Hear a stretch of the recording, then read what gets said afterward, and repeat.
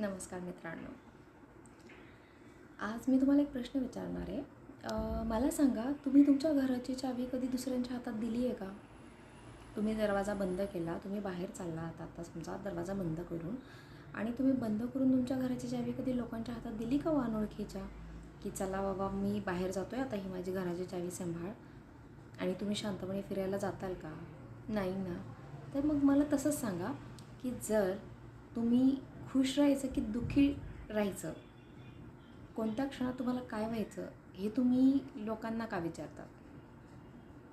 जर तुम्ही आता एखादा काही अचिव्हमेंट केली आणि तुम्ही खुश आहात, मग तुम्हाला सगळ्यांना स्टेटसला का टाकायचं असतं सगळ्या गोष्टी, की मला लोकांना दाखवायचं आहे की मी खूप खुश आहे.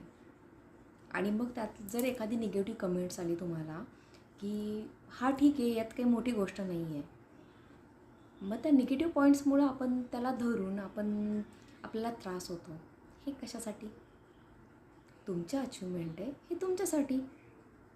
तुम्हाला लोकांना नाही दाखवायचं आहे ना.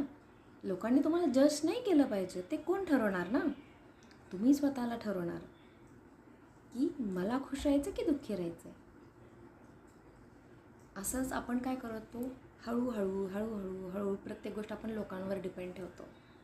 जसं घराच्या चावीचं उदाहरण मी सांगितलं.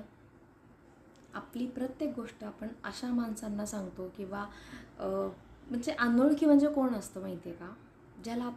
ज्याचं मन आपण कधी वाचू शकत नाही. कारण आत्ता सध्या असं झालं आहे ना, की एक ट्रस्टेबल माणूस भेटणं खूप महत्त्वाचं झालं आहे. की बऱ्याचदा असं होतं ना, की एखाद्याला आपण खूप बेस्ट मानतो, पण शेवटपर्यंत तुम्ही जो विचार करता तोही तेच करेल असं तर नसतंच ना.